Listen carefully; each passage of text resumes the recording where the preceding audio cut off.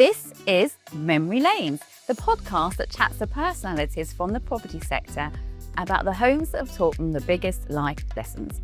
Each episode, guests share stories about their most influential homes, the spaces that shaped their journey and left an unforgettable mark. So get comfortable and let's walk through the homes that hold a special place in their hearts. So Lynda, I don't think you need much of an introduction. I think most people in the sector know who you are. Thank you. We've been waiting for you. Yes. Oh, gosh, I'm going to go colour of my The colour dress. of your dress.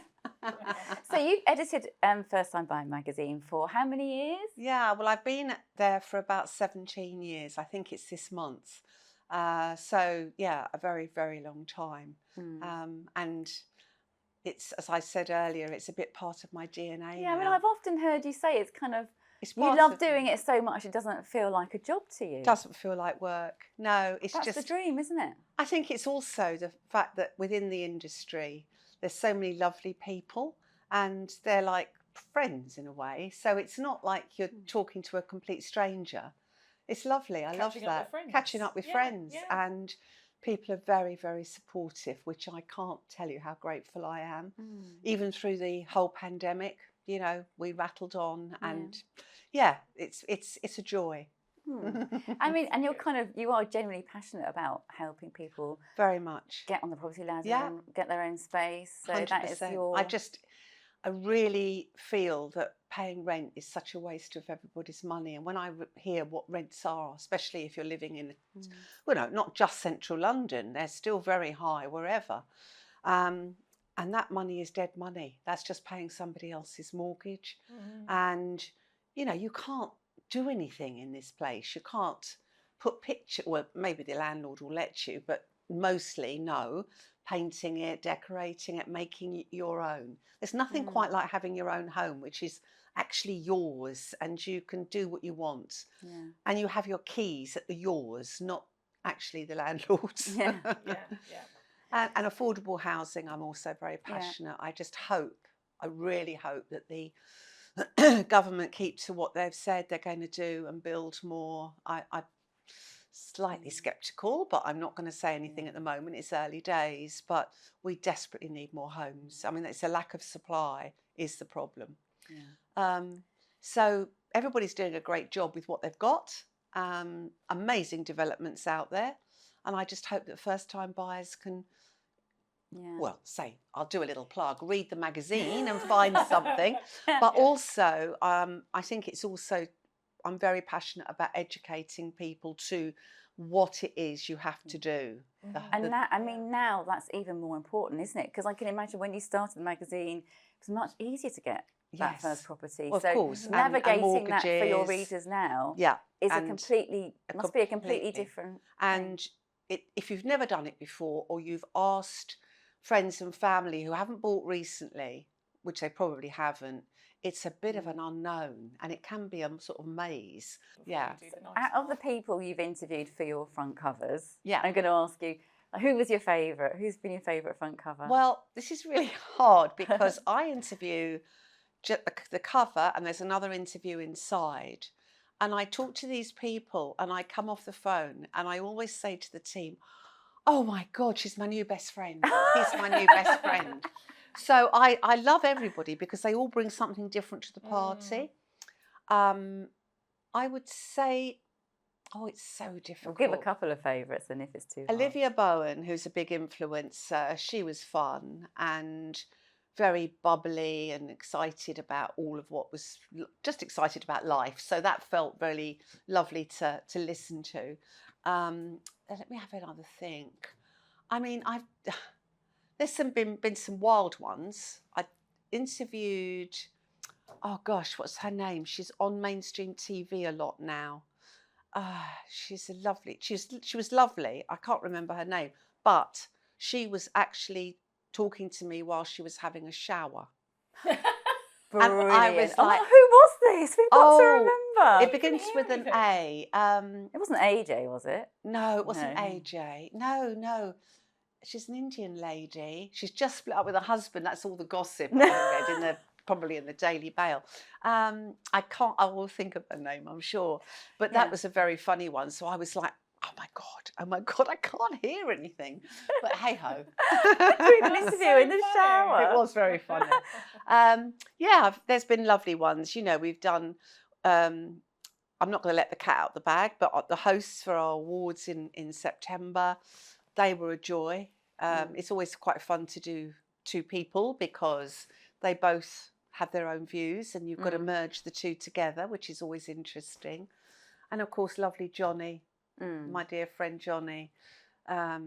We had a laugh, you know, we've done photo shoots with him many a time. Well, he really was your friend, wasn't he? He really was my personal friend. You didn't just get off the phone and say he's my new best friend. Well, he was always my friend. Always your friend. But we, you know, we just had fun together as well. And he would just make just something quite dull into something very exciting. So yeah, there's been loads. Every time there's a new issue, I think, oh, you know, I'm going to get to talk to. What makes a good front cover person? I think somebody who's got a story and is prepared to share that, because with our cover, it goes right the way back to when they were at school and what prompted them to go down that path. So they've got to be you've got to get quite a lot of personal information. And then we go into the bigger picture and get what their advice is.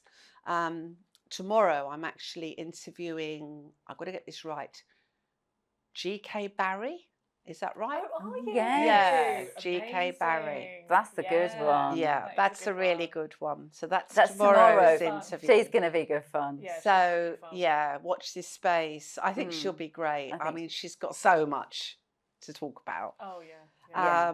So that's going to be the cover for our June-July issue. I guess it helps if it's someone who has kind of made their way on their own. That's going to make the story more interesting rather than maybe some people that But it's interesting because, you know, I've done Tom Kerridge, the chef, and my husband and I now who work from home, he doesn't work first time buyer, but we're sort of back to back in the office. And so he was working and just kept very quiet while I was talking. And Tom was on the screen. We did it on a Zoom. And Tom started talking to Sean and they got on like a house on fire. And I was just like, Third wheel. It was very, very funny. And then it was sort of like, oh my God, I'm supposed to be like telling you all this stuff. It was great, actually. So he felt very relaxed to be able to do that. So it's not always a great property guru. It can be, you know, anybody really. So moving on to the homes you're going to talk about today. Yes. Rather fittingly, of course, you've got to talk about the first home that you bought. First home. That milestone for you. It was. It's a very, very, very long time ago. I think I was about 26 when I took this whole step. And I bought a one-bedroom flat. It was a new build, but I wasn't the first person to live there. Somebody had lived there before, but they'd only been there a couple of years, so it was still relatively new. It was in Beckenham, which is a nice place. It was near the station. Lovely road, beautiful road. And at that time, I was fashion. I was working at Women's Weekly, going all over the world with models, taking Very glamorous. It was a very glamorous life, going to Paris for the collections and Milan. And so I had quite a frenetic life because I was I was in and out, quite a lot of partying in those days. And it was a great base. It was a fabulous base. And yeah, we had some good times there because, you know, I'd invite models and photographers back sometimes and we'd have a bit of a party and it was lovely. It was a nice flat, but it was quite small. And, you know, I kind of outgrew it in a way, but I was thinking about what to do. And I came back from work one day and my front door was open and I freaked. I thought, oh my God, someone's in there, you know, as you would. And the person who lived opposite, who in a situation when you're in flats, you don't ever see your neighbours. You know, everybody comes different times. He came out and said, oh, don't worry, the burglar got disturbed on whatever floor, but we're fine. But I'll come in with you. So we went in, and obviously somebody had been in there, but there was nothing taken. But my door was all broken. So I managed to get my dad to come over and help, but he was very good. He really did help. And he said, oh, when you've sorted it all out, pop over for a drink. And so I popped over for a drink, and he ended up being my husband. Great story. Yeah. So talk about homes that really put you on a life path. The burglar? So, you know, my neighbour, it was a bit close, to be honest, because I was like, oh my God, you know. I So feel you like- dated the person opposite you? Opposite me, yeah. And eventually I sold my flat and moved into his, which he had a 2-bedroom, so it seemed really big. And then very weirdly, it's funny how life goes like this. The lady that I sold my flat to, she bought everything, all the furniture. She just wanted it as it was. And I didn't want anything much apart from the odd things, because Mike already had all his flat kitted out. So that was great. So we were just neighbours, didn't really see her either very much, but she lived there. And then years later, I was standing at the gates once I'd had my kids, and she was one of the mums at the school. And I walked over, I went, oh my gosh, Colette. And she said, oh, wow. And so we actually came back. Yeah. It was bizarre. And she had some good times there. She eventually moved to Cambridge, but she lived there for quite a long time. So it was very strange. She probably still has some of that furniture then. She probably does. Yeah, hopefully she's, you know. Do you remember how you felt when you got the keys to your first place? Oh yeah, very excited. And I got very possessive. I didn't want anybody to touch anything in case they spoiled it. It was ridiculous. I was so independence was my thing, and I was I wanted to just have something that I knew was always going to be there. It was always going to be mine. It was always going to be my sanctuary, my space. I could do what I wanted, and that was very important. And once you've done that, you can't imagine going back. You know, can't imagine going back to what it would have been like, sort of, you know, short-term rent or living with your mum and dad. Although, you know, it was fine. I mean, my mum and dad were great, but living at home isn't great, is it? Not when you get to that age. And if you were travelling, you were coming home late at night, Always. you were partying a lot, Yeah, you needed yeah. your own space to feel that Absolutely. independence. And you just needed to kick off your shoes and it was yours. Sounds like a fun stage of life to me. It was an amazing state. Yes, it really was. And that flat, I still live very close to where that was. And I drive down the road and I always have a look. I always have a look. It backed on to a beautiful park as well. So, you know, it was like really, really the best of all worlds. So, yeah, that was... Did you feel sad when you sold it, or...? Not really, because I was then going into Mike. I was not actually even leaving the block. I was still going to go through the same front door. No, I didn't feel sad because, you know, that was another start to another chapter of my new life. chapter. Because we got married and then we decided, obviously, to sell it and move on. But no, I didn't feel that sad. And I really liked Colette, the girl that bought it, because I knew that she wanted it all and she was going to keep it all. She was going to love it. She was going to love it too. So if you've got somebody that loves it, then you can't. And you had some good times in there, but you're not attached to the actual... No. It's just the memories and the good times you had in it. No, absolutely not. And because she wanted it all, it was so easy. And of course, in those days, mortgages, everything was a lot easier, wasn't it? Not so much now, but always positive thinking in my book. Cool. So the second home you're going to bring... Sorry? The second home you're going to bring Yes, today, the what was second that one? home is actually the home I've lived in for many, many, many years. I brought up my kids there. So we bought it off plan. And we originally bought a 3-bed terrace. I think it was Bellway's development. Oh, okay. So it's in a cul-de-sac, so it's quiet. And really, you know, enjoyed living there. But when I had my first first child, I actually was expecting triplets. And I thought, oh my God. Number one, it was a bit of a shock. But number two, there's no way we would have all fitted in there. It would have been horrific. I ended up with twins. So I've got my two wonderful boys. But even with that, it was quite tight. So we were looking to go up a little bit and buy something a little bit bigger. And we found a place in East Grinstead, which was another new build. It was a lovely house. And right on the 11th hour, I got cold feet. And I thought, you know, I'm a city girl. London's got to be there for me. And I just couldn't imagine it. And it's not that far to commute. But I just couldn't. I would have felt so isolated. So we pulled out and then we lived in number 8. And we found one of the 4-bedroomed houses at the bottom of the cul-de-sac was on the market. It was meant to be. It was meant to be, and it was even better because, well, it wasn't very, it was a bit sad because the couple that owned it were getting divorced, and it was a horrible divorce, and they wanted a quick sale, get out. So we had a look round, it was perfect, and decided to go for it.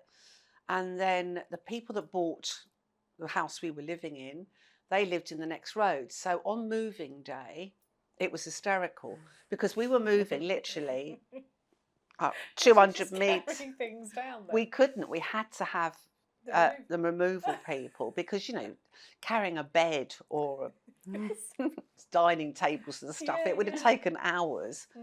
And I had like, I think they were 2 and a bit twins. Oh, wow. So I don't think that would have worked. Yeah. So there was our removal van dodging around here. And then, of course, the people that were moving out of the house we bought, they were they had 2 removal vans because they were separating, and she was going that way, he was going that way. So that was 3. And then the people that were moving in, that was 4 removal vans in a tiny cul-de-sac.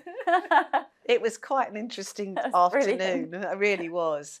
But that house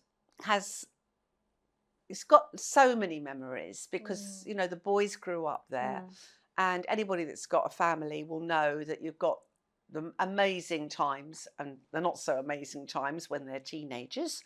You can get the odd problem.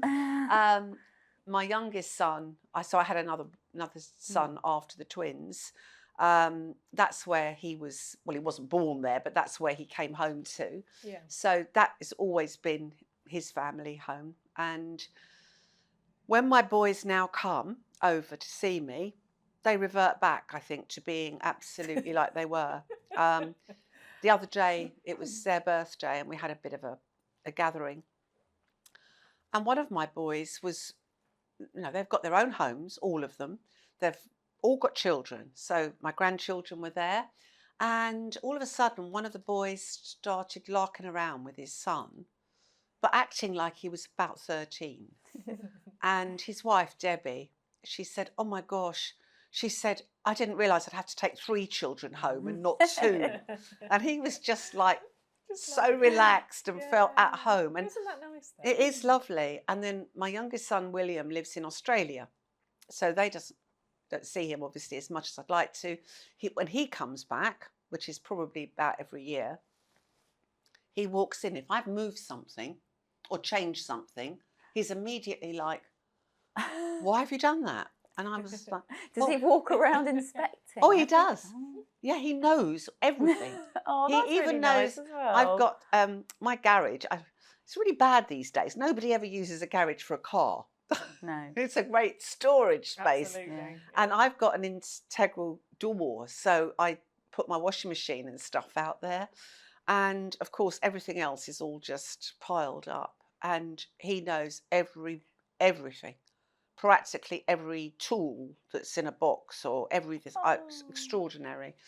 And then we'll do a once round, and Just check it over. Just check it I over. love that. It is very funny. I mean, I And- think I revert a bit to being a kid Oh, when I I do. go home. I kind of just sit down and Definitely. expect my mum to wait on me hand.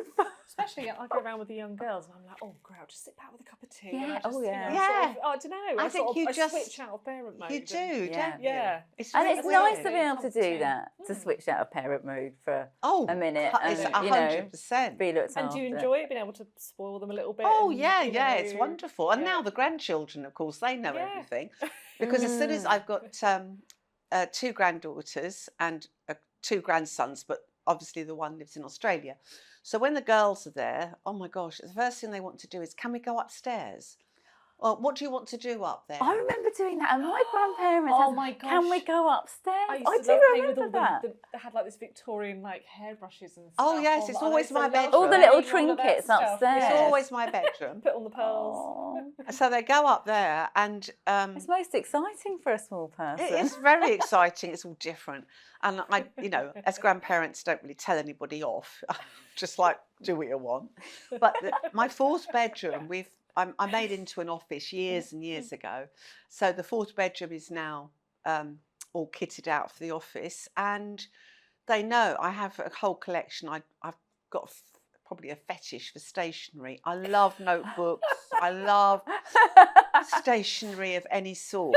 So I have these pile of notebooks, which some of them I don't even want to ever use because they're too nice. Too pretty, yeah. But they know exactly This is where giving they me are. clutter, stress, you know?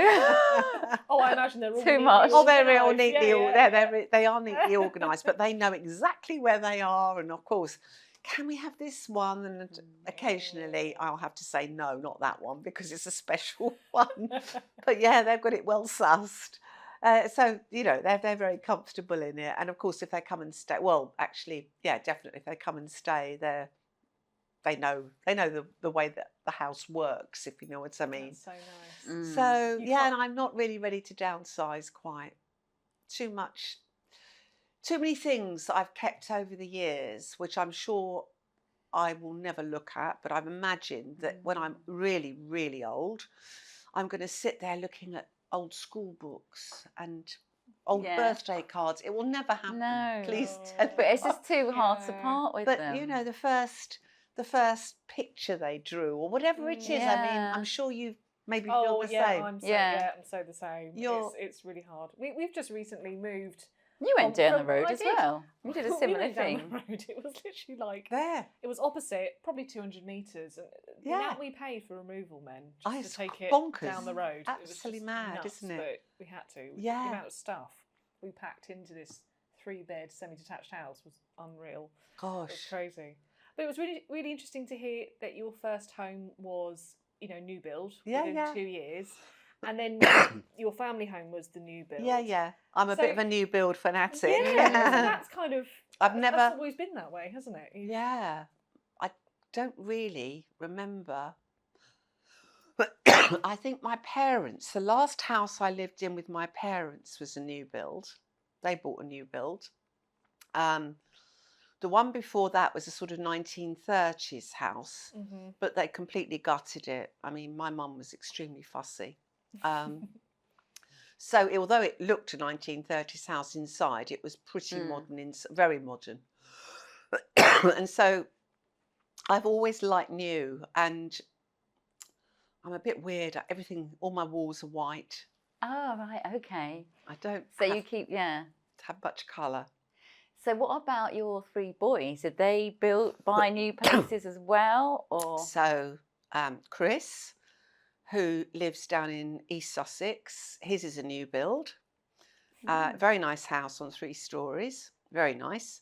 Alex and Debbie, on the other hand, live in the old coach house in West Sussex, and that is the quirkiest, amazing house you've ever seen.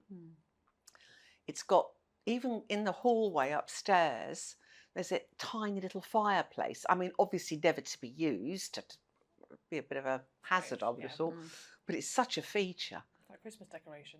Yeah, they have things like that on it. Yeah. And it sort of winds its way round, and it's a nice solid, it's like the old, as you imagine an old coach house would be. Nice. And it's got a lot of a big driveway in front. It sounds all very amazing, but they've just put in solar panels and things, so they've updated it big time, because it's quite, quite. It's not a house that holds its heat, I don't think. Yeah. Although it's good old stone walls, but they've done a few things to change it, and the solar panels have really worked. So did they come to you for advice when they bought their first home, being the first home guru that you are? No, not really. No, they went to view. I mean, in my day, if you wanted to view a property, you made an appointment and you were the only person that went there. Now I understand that there's a queue and you get 30 seconds, and then, it's a viewing day, and you've got minute amount of time to actually go and view it, which I think is really, so they did a lot of that. And then if you don't make your mind up within about 3.5 minutes, you've lost it, because somebody will go in there and make an offer. Yeah. So no, I there were so many, I got a little bit lost. Debbie, my daughter-in-law, she bought with a friend before she bought with Alex. And she bought through a government scheme, which doesn't exist anymore now. That was very hard to get out of. It wasn't as easy as we thought. So I did help her a bit with that. And Alex bought shared ownership.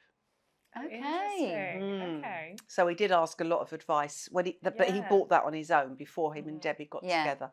He bought shared ownership. You must have come in handy for that then. Oh, yeah. I mean, it was one of those situations where he had no idea. Unfortunately, like a lot of first-time buyers, they don't actually understand how it works. Still all those myths. So he had me to explain how it all went together. And he lived there for about 18 months. And then Debbie and he got together, and they got married, and happily ever after. William in Australia, well, his house is amazing. I mean, they've got so much land in Australia. You can have whatever you want. Isn't it? It's very different.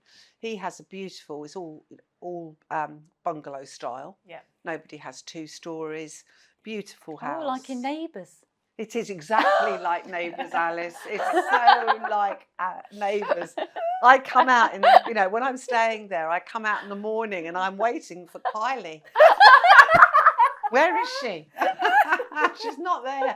Jason's gone. What a shame. It is very funny. It does remind me of that. But he's got a swimming pool and this beauty he's created. I don't know where he's got all this from, because he's now become extremely crazy on gardening, and he's created a garden that's like something in Bali. It's like a Balinese garden with all the plants and the Buddhas, and it's actually stunning. And if you'll go at the right time and it's their summer, what can you not like? Get up in the morning, have a swim.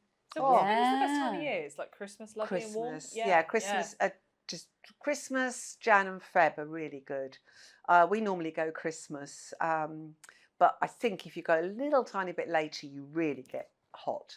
Depends what sort of heat you want, really. But Melbourne's a microclimate. It's never. It's like England. You never can say. Well, we've got sunny weather for the moment, but it will be raining another week. So and that is quite new. It's not an old place. It's new. Well, actually, I don't think it's that old at all. I think it might be, I might be wrong, but I think it's about 10 years old. And in Australia, they call that quite an old place. Compared to here. Yeah, we have Edwardian. We have Victorian. Well, again, that's just like the homes in Neighbours. They all looked about 10 years old. Absolutely, it's so right. You're newish built, but not brand new, but pretty new still in our. Yeah, exactly the same. So that's the boys. So an interesting mix, really. Yeah, really interesting. I don't think that Chris would want to live in an old place, and I don't think Alex would want to live in a new place. So chalk and cheese, And how would they feel if you did decide to downsize and sell the home they like to inspect when they come over? I'm sure they'd be fine with it, but they do often say, well, this is a home. And I'm like, no. You have your own home. I think it's just that's always been there. It's very stable in the sense that I'm always there. Well, that's what home is, isn't it? It's stable, secure. Exactly. Yeah. Which brings us on nicely to the end of the podcast. Yeah. Because we always ask our guests before we end to kind of name 3 words that remind the most of home. Oh, wow. Okay. Love, stability, and, oh my goodness, peace. Oh, That's a really one. nice. Yeah. That Yeah. is lovely. Very good. Thank you so much, Lynda. Thank It's been you. amazing I've having you loved on. it. Thank you so much. Thank you. Thanks so much for watching this episode of Memory Lanes. This podcast is brought to you by the Oracle Group and Define Creative.